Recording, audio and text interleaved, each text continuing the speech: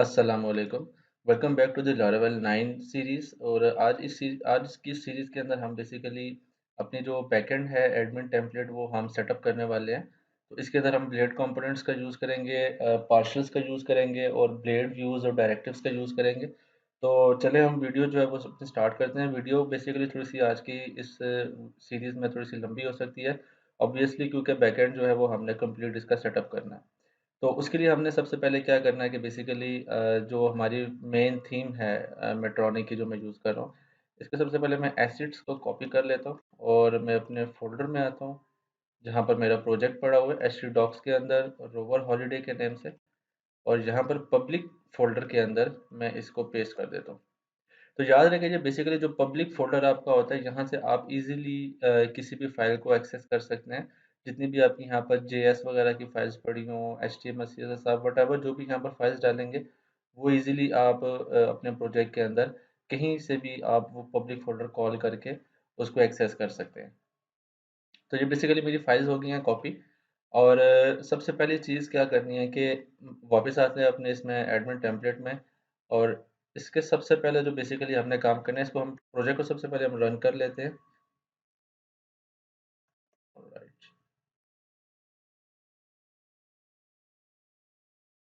PHP artesian सर्व। तो ये जैसे ही हमारा प्रोजेक्ट जो है वो सेटअप होता है, रेंडर होता है, हमने क्या करना है कि सबसे पहले हम इस प्रोजेक्ट को ओपन कर लेते हैं। और इसके बाद बेसिकली हमने यहाँ पर जो भी हमने एक मेन्यू बेसिकली दिखाना है, सबसे पहले वो हमने HTML की बेसिकली टेम्पलेट्स दिखाने हैं, जो कि हमारे लॉगिन फॉर्म और रजिस्टर फॉर्म के होंगे। तो हम सबसे पहले क्या करेंगे कि यहाँ पर आते हैं और सर्च करते हैं लॉगिन का पेज। और यहाँ पर होंगे लॉगिन ऑप्शंस में। अच्छा, इसमें लॉगिन ऑप्शंस के दो ऑप्शन है। फर्स्ट ऑफ ऑल ये एक प्लेन ऑप्शन है, ठीक है। और जो सेकंड ऑप्शन है हमारे पास थीम के अंदर, वो बैकग्राउंड वाला है, ये इस तरह वाला। तो हम ये प्लेन वाला जो है यही यूज़ करते हैं इसमें, क्योंकि क्योंकि ऑब्वियसली फ्रंट एंड के ऊपर तो दिखाना नहीं है, ये बैक एंड एडमिन के लिए होगा सिर्फ। तो इसको मैं सबसे पहले ओपन कर लेता हूँ अपने प्रोजेक्ट में। और सबसे पहले हम क्या करते हैं कि बेसिकली हमने जो अपने प्रोजेक्ट को डिवाइड करना है, जो हमारी HTML की चीज़ें होंगी, उसको हमने दो हिस्सों में डिवाइड करना है। सॉरी, तीन हिस्सों में हम उसको डिवाइड करेंगे। फर्स्ट जो चीज़ होगी वो हमारी मेन एप्लीकेशन होगी, जहाँ पर हमारे हेडर और फुटर के जो HTML के कंपोनेंट्स हैं, वो हेडर एंड फुटर वो होंगे। सेकेंडली हमारा क्या होगा कि हमारे कंपोनेंट्स आ जाएंगे, ठीक है। कंपोनेंट्स हम इसके अंदर करेंगे, जिसके अंदर HTML के अंदर अगर लॉगिन का फॉर्म है तो वो बेसिकली हम एक कंपोनेंट उसको बनाएंगे। थर्ड जो चीज़ होगी वो हम पार्शल्स इसके अंदर यूज़ करेंगे। पार्शल्स का क्या मकसद होता है कि पार्शल्स बेसिकली आप कोई छोटा सा अगर कोई एक एरिया है किसी भी बड़े प्रोजेक्ट के अंदर, मिसाल के तौर के ऊपर आप अगर जब डैशबोर्ड के ऊपर जाएंगे तो वहाँ पर आपके पास साइड बार भी होती है, वहाँ पर आपके पास हेडर होता है, फुटर होता है, और मेन आपका एक कंटेंट होता है जहाँ पर आप फॉर्म्स रेंडर करते हैं या आपके पास टेबल्स वगैरह लोड होते हैं।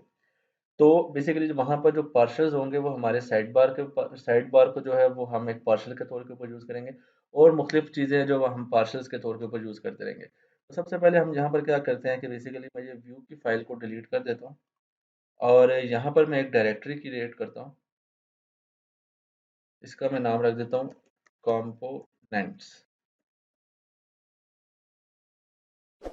ठीक है। और इसके बाद मैं एक और यहाँ पर डायरेक्टरी क्रिएट करता हूँ पार्शल्स के नेम से, ठीक है। और लास्ट डायरेक्टरी जो मैं क्रिएट करूँगा वो बेसिकली होगी लॉगिन की, ठीक है, जिसके अंदर हमारा सारा कंटेंट आएगा। यहाँ पर हमने तीन जो फोल्डर्स हैं वो क्रिएट कर लिए हैं, व्यू के अंदर कंपोनेंट्स, लॉगिन और पार्शल्स, ठीक है। अब कंपोनेंट्स के अंदर हम एक कंपोनेंट क्रिएट करते हैं जिसका नाम मैं रखता हूँ, हम ये बेसिकली पीएचपी की फाइल होगी, इसका मैं नाम रख देता हूँ app dot blade dot. Okay, app dot blade आप करेंगे तो वो ऑटोमेटिकली आपकी ये इसको ले लेगा। अच्छा, इसके अंदर मैं क्या करूँगा कि सबसे पहले इसके जो हेडर कंपोनेंट्स हैं मैं उसको ले लेता हूँ। ये फॉर्म को हम छोड़ देते हैं, ठीक है। यहाँ पर बेसिकली आपके तीन फॉर्म्स आ रहे हैं, तो फॉर्म्स को हम छोड़ देते हैं। ये कंटेंट से लेकर ऊपर तक जितना भी है ये मैं कॉपी कर लेता हूँ यहाँ पर। और लास्ट में यहाँ पर इसका जो फुटर है वो मैं कॉपी कर लेता हूँ, ठीक है। तो ये इसका यहाँ पर फुटर आ गया। ठीक है, इसका थोड़ा सा मैं मॉडिफाई कर लेता हूँ, कोड जो है वो इसका थोड़ा सा मैं ठीक कर लेता हूँ। बेसिकली टेम्पलेट परचेज किया हुआ है हमने, तो इसमें अब बेसिकली हमने क्या करना है, सबसे पहले हम इन चीज़ों को लिंक कर लेते हैं। तो इसको लिंक करने का क्या तरीका है कि यहाँ पर इसको मैं कट करता हूँ, ठीक है, और ब्रेसेस, करली ब्रेसेस और एसिड का अगर हम वर्ड यूज़ करेंगे तो एसिड क्या करता है कि बाय डिफ़ॉल्ट आपका जो पब्लिक फ़ोल्डर है उसको टारगेट करता है। ठीक है, मैं यहाँ पर एसिड यूज़ करके यहाँ पर इसको मैं फॉरवर्ड स्लैश और जो मैं अपनी यहाँ पर जो भी इसका पाथ है वो मैं पेस्ट कर दूँगा। ठीक है, इसी तरीके से मैं सारों के साथ यही करूँगा।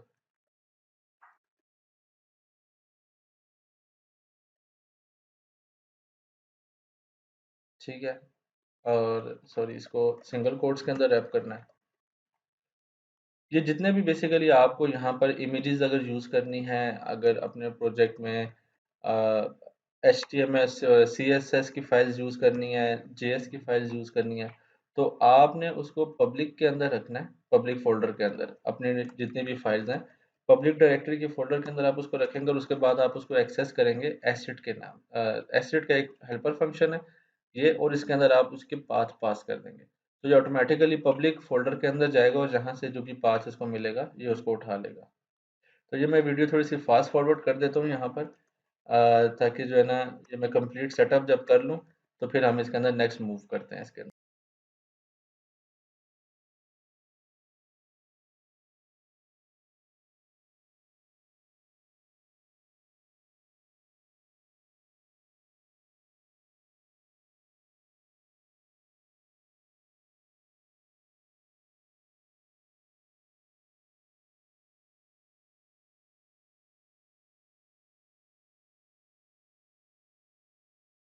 सेम कॉन्सेप्ट जो है वो, जो हमने एसिड के ऊपर यूज़ किया वही हम इमेजेस के लिए भी यूज़ करेंगे। देखें, हमने ऊपर सीएसएस की फाइल्स इंप्लीमेंट किया, इसी तरह हम ये इमेजेस की फाइल्स भी यूज़ करेंगे इसी तरह जेएस की फाइल्स हैं, ठीक है, और जेएस की फाइल्स भी एग्जैक्टली हम ऐसे ही यूज़ करेंगे। मैं इस सबको यहाँ पर कॉपी करता हूँ, कंट्रोल एफ कंट्रोल आर, और इसके बाद मैं एसिड का फंक्शन यूज़ करूँगा, ठीक है, और सिंगल कोट्स फॉरवर्ड स्लैश, और ये मैं इसको यहाँ पर पेस्ट कर दूँगा। इसको मैं रिप्लेस करता हूँ, सॉरी,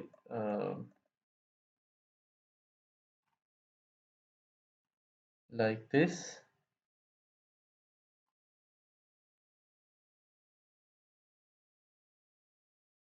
ओके, सो ये एक इसके अंदर रह गया है, इसको भी हम रिप्लेस कर लेते हैं। और यहाँ पर जो जेएस है इसको मैं copy,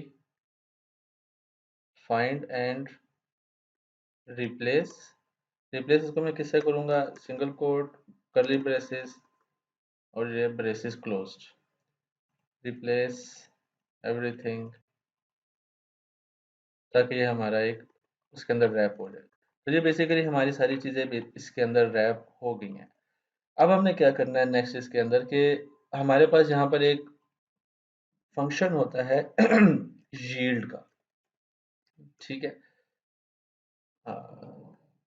what's the name of this Y, अच्छा, यील्ड के अंदर आप कोई सा भी पैरामीटर पास कर दें, ठीक है, तो उस पैरामीटर को फिर आप एक्सटेंड करते हैं, तो वो ऑटोमेटिकली आप जितनी भी HTML की जो व्यूज फाइल्स होती हैं, फॉर्म्स होता है, वो आप इस इस पैरामीटर के अंदर पास कर सकते हैं। तो सबसे पहले इसको मैं सेव करता हूँ और उसके बाद मैं क्या करता हूँ कि यहाँ पर मैं लॉगिन के अंदर आकर एक फ़ाइल बनाता हूँ जिसका नाम होगा, जी, तो यहाँ पर मैं इसका लॉगिन का एक टेम्पलेट क्रिएट कर लेता हूँ, ठीक है, व्यू की फ़ाइल मैं क्रिएट कर लेता हूँ, और यहाँ पर जो फॉर्म्स हमने क्लोज किए थे, ये लॉगिन फॉर्म, ठीक है, इसको मैं कॉपी करता हूँ और यहाँ पर पेस्ट कर देता हूँ। ठीक है, अब यहाँ पर मैंने पेस्ट कर दिया, इसके बाद मैंने क्या करना है कि सबसे पहले अब हम आते हैं अपने कंट्रोलर्स की तरफ। अब इसको मैंने व्यू कहाँ पर करवाना है, ठीक है, तो इसके दो तरीके हैं। मैं राउट्स में आता हूँ, first of all, sorry, web dot P H P, actually routes में खोल रहा था क्योंकि मेरा कोडिंग नेटवर्क के ऊपर भी काफ़ी काम होता है, तो वो वहाँ पर routes dot P H P चलती है, यहाँ पर web dot P H P. Okay, तो मैं यहाँ पर क्या करता हूँ कि मैंने यहाँ पर व्यू लोड करने के लिए मैं यहाँ पर आता हूँ और मैं लिखता हूँ लॉगिन डॉट लॉगिन, ठीक है, इस यूआरएल के ऊपर हिट करने के बाद मुझे चाहिए लॉगिन का व्यू। मैं रीलोड करता हूँ आकर, और ये मेरे पास चीज़ें तो आ गई हैं, ठीक है। वेयरएज़ इसके अंदर ना HTML है, ना CSS है, और मैं अगर इंस्पेक्ट एलिमेंट करता हूँ, तो यहाँ पर भी आप सॉरी इंस्पेक्ट पेज सोर्स करता हूँ, तो ये देखें जस्ट जो उसने फॉर्म है वो रेंडर किया है। बेसिकली मेरी HTML सॉरी CSS और जावास्क्रिप्ट की फाइल्स इसके अंदर इंक्लूडेड नहीं है। सो उसके लिए मुझे क्या करना पड़ेगा कि मैं लॉगिन के अंदर आता हूँ, और यहाँ पर मैं लिखता हूँ @extends, ठीक है। और एक्सटेंड में मैं यहाँ पर लिख दूंगा कंटेंट, ठीक है। यहाँ पर मैं लिखूंगा सेक्शन, एक्सटेंड में मैं यहाँ पर लिखूंगा components डॉट ऐप, ठीक है। और सेक्शन में मैं यहाँ पर लिखूंगा सेक्शन कंटेंट्स, जो कि बेसिकली मैंने कंटेंट को एक्सटेंड करना है, और @end सेक्शन, ठीक है। और मैं इसके बीच में यहाँ पर चीज़ें पेस्ट कर देता हूँ। अब मैं आता हूँ, रीलोड करता हूँ, तो ये देखें हमारे पास एग्जैक्टली वही चीज़ लोड होकर आ गई है। सो इसमें आप जेएस के थोड़े से आई थिंक सो एरर्स हैं इसके अंदर, वो चेक कर लेते हैं हम क्या एरर आ रहा है इसके। इसको सबसे पहले रिजॉल्व करते हैं, फिर उसके बाद हम नेक्स्ट मूव करते हैं। ओके, सो ये कह रहा है कि ये चीज़ नॉट, अच्छा ये बेसिकली मैंने फुटर के अंदर क्या कर दिया यहाँ पर। ओके, इसको मैं क्लोज करता हूँ। यहाँ पर मिन के आगे मैंने डॉट जेएस जो है वो पेस्ट करना भूल गया हूँ, ठीक है। मिन डॉट जेएस, इसको मैं रिप्लेस करता हूँ। ऑलराइट, अब आता हूँ और मैं रीलोड करता हूँ पेज को। अच्छा, स्टिल कुछ एरर्स हैं यहाँ पर। Scripts app dot JS and login dot JS. Alright, so इसको रीलोड करते हैं, सो हमारे सारे एरर्स खत्म हो गए। तो एक तो कॉन्सेप्ट ये है कि हम बेसिकली अपनी ऐप डॉट जेएस के अंदर आकर यहाँ पर हम एक इसका डायरेक्टिव डिफाइन करते हैं यील्ड का, जो कि हमारे सेक्शंस को एक्सटेंड करेगा। जो इसका सेकंड ऑप्शन है, वो सेकंड ऑप्शन मुझे ज़्यादा पसंद है। हमें क्या करना पड़ता है कि हर बार हम जब भी इसके अंदर आते हैं, कोई सा भी अगर हम एक ब्लेड कंपोनेंट क्रिएट करेंगे, व्यू की फाइल क्रिएट करेंगे, तो हमें हमेशा एक्सटेंड करना पड़ेगा कंपोनेंट्स डॉट ऐप को, और सेक्शन के अंदर कंटेंट को एक्सटेंड करना पड़ेगा। बेसिकली ये वो कंटेंट है जो ये है, ठीक है। हमें हमेशा ये करना पड़ेगा। तो ये काइंड ऑफ थोड़ा सा जो है ना वो, एक तो अच्छा दिखता भी नहीं है, ठीक है। और थोड़ा सा जो है ना वो इसके अंदर एक स्टेप ज़्यादा फर्दर प्रोसेस आपका ज़्यादा आ जाता है कि आपको हर बार ये एक्सटेंड करना पड़ता है।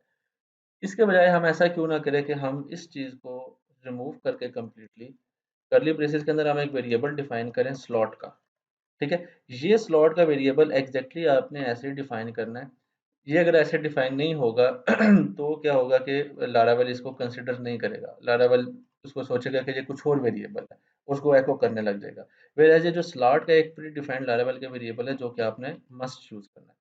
यहाँ पर आकर मुझे क्या करना पड़ेगा कि इंस्टेड ऑफ दिस सेक्शन में यहाँ पर सेक्शन करूँ और इसको एक्सटेंड करूँ, मैं क्या कर सकता हूँ कि कंपोनेंट्स को मैं ऐसे भी डिफाइन कर सकता हूँ, एक्स डॉट ऐप, ठीक है। मेरे बेसिकली कंपोनेंट जो है वो इसका है, और इसको मैं यहाँ पर क्लोज कर देता हूँ, ठीक है। अब मैं आकर इसको व्यू करता हूँ, तो ये देखें एग्जैक्टली वही चीज़ मुझे सामने मिली है, कोई एरर्स नहीं इसके अंदर, ठीक है। और ये सब पहले से निस्बत जो है वो आपका ज़्यादा जो है वो अच्छा दिखने में है, क्योंकि ये आपका एक डायरेक्टिव जो है वो उसके अंदर आपकी एक एट्रीब्यूट्स के अंदर क्लोज है। अच्छा, इसको इस्तेमाल करने के लिए आपको ऑब्वियसली जो अपने कंपोनेंट्स हैं, कंपोनेंट्स को बेसिकली एक्सेस करने के लिए हमें क्या करना पड़ता है, एक्स डैश और वटएवर जो भी आपका कंपोनेंट नेम है, ठीक है। लेकिन इसके लिए भी आपको क्या करना पड़ता है, ये जो बेसिकली आपके कंपोनेंट्स हैं, ये कंपोनेंट्स का मैंने फोल्डर बनाया है इसीलिए कि आपने ये कंपोनेंट्स डिफाइन ही इसके अंदर करने हैं, ठीक है। इसके अंदर अगर आप डिफाइन नहीं करेंगे तो लारावेल उस चीज़ को गेट नहीं करेगा, ठीक है। इसको मैं अगर रिमूव कर दूं यहाँ से व्यू के अंदर, तो ये इसको एक्सेस नहीं कर पाएगा, वो कहेगा कि ये कंपोनेंट कंपोनेंट्स के फोल्डर के अंदर उसको नहीं मिला, ठीक है। तो ये बेसिकली हमारा यहाँ पर जो फॉर्म है वो सेटअप हो गया है लॉगिन का, ठीक है। इसी तरह अब हम फॉर्म जो है वो सेटअप करते हैं क्रिएट एन अकाउंट का, और इसके बाद हम फॉर्म सेटअप करेंगे फॉरगॉट पासवर्ड का। तो हम जल्दी से क्विकली आते हैं इस लॉगिन के अंदर, ठीक है। और ये हमारा बेसिकली है रजिस्टर का। तो ये जो लॉगिन का बनाया है इसी को मैं बेसिकली चेंज कर लेता हूँ रजिस्टर, और एवरीथिंग एल्स वही रहेगी। हम इसको फॉर्म को जस्ट यहाँ पर रिप्लेस कर देते हैं। और इसके बाद एक और चीज़ जो करनी है बेसिकली, वो लॉगिन के अंदर आकर यहाँ पर लिंक्स दिए होंगे। ओके, तो फर्स्ट ऑफ ऑल इस लिंक को हम चेंज करते हैं, और यहाँ पर हम लिखते हैं URL फॉरगॉट पासवर्ड, ठीक है। अभी फ़िलहाल हम इसको इसी तरह URL से करेंगे। नेक्स्ट मैं आपको बताऊँगा कि हम यहाँ पर राउट्स का नेम भी डिफ़ाइन कर सकते हैं, ठीक है। वो जब मैं वेब के अंदर यहाँ पर आकर अपने जो कंट्रोलर्स हैं और राउट्स हैं वो डिफ़ाइन करूँगा, तो मैं आपको बताऊँगा कि हम यहाँ पर वो कैसे एक्सेस कर सकते हैं। और एग्ज़ैक्टली यही चीज़ मैं यहाँ पर करूँगा URL, और यहाँ पर लेट्स से रजिस्टर, ठीक हो गया। अब इसको मैं आकर व्यू करता हूँ, रीलोड करता हूँ। तो ये देखें यहाँ पर ये फॉरगॉट पासवर्ड का आ गया नीचे ऑप्शन, और यहाँ पर रजिस्टर का। रजिस्टर के ऊपर क्लिक करूँगा, ऑब्वियसली उसको अभी कोई रजिस्टर का URL नहीं मिलेगा।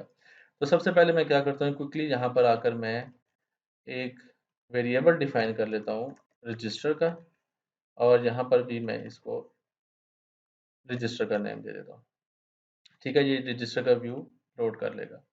तो ये देख लें रजिस्टर का व्यू इसने यहाँ पर लोड कर लिया, बट वाई नॉट इसने फॉर्म क्यों नहीं रेंडर किया। Save it, okay, let me see what's the issue.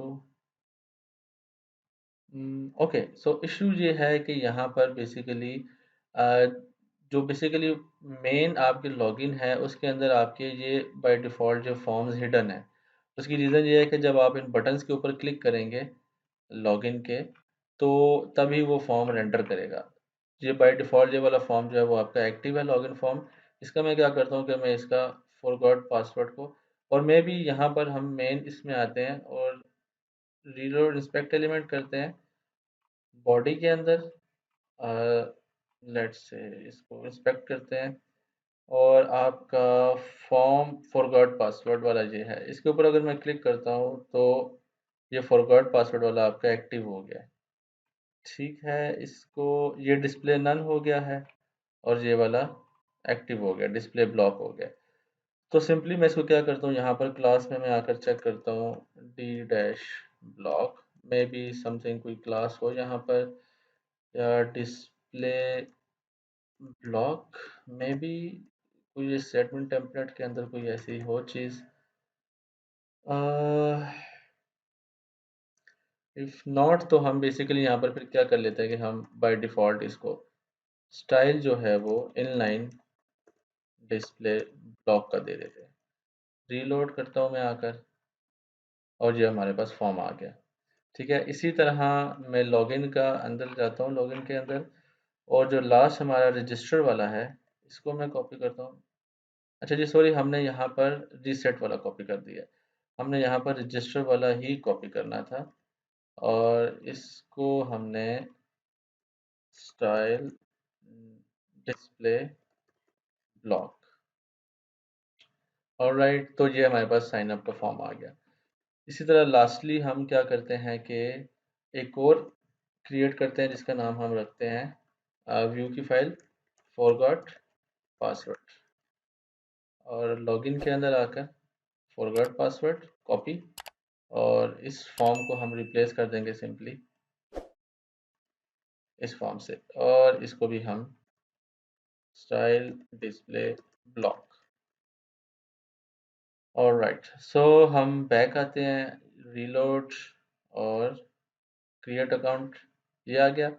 और नेक्स्ट अगर हम क्लिक करें इसके ऊपर फॉरगॉट पासवर्ड, ओके, सो हम इसका जो राउट है वेब एपीआई के अंदर वो डिफाइन कर लेते हैं, और यहाँ पर मैं फॉरगॉट पासवर्ड की व्यू की फाइल कॉल कर लेता हूँ। ये बेसिकली हम यहीं पर नहीं करेंगे, ऑब्वियसली हम इसको जो है वो अपने कंट्रोलर मेथड्स के अंदर लेकर जाएंगे। और इसके ऊपर ऑब्वियसली हम मिडलवेयर का भी यूज़ करेंगे, क्योंकि ये चीज़ें हमें तब चाहिए, ये पेज तब लोड होने चाहिए जब हमारा यूज़र नॉन लॉग्ड इन हो। अगर यूज़र लॉग्ड इन हो तो वो बार-बार उसको ये पेज दिखाने की ज़रूरत नहीं है।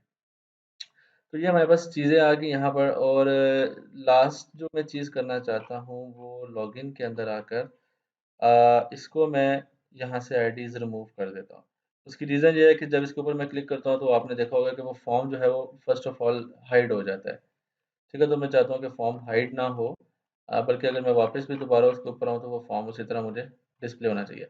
ये बेसिकली बाकी जो चीज़ें इसके अंदर है वो हम सेटअप करते रहेंगे। जिस तरह ये रजिस्टर का फॉर्म है तो हम रजिस्टर को देख लेंगे कि हमने उसके ऊपर क्या-क्या चीज़ें शो करवानी है।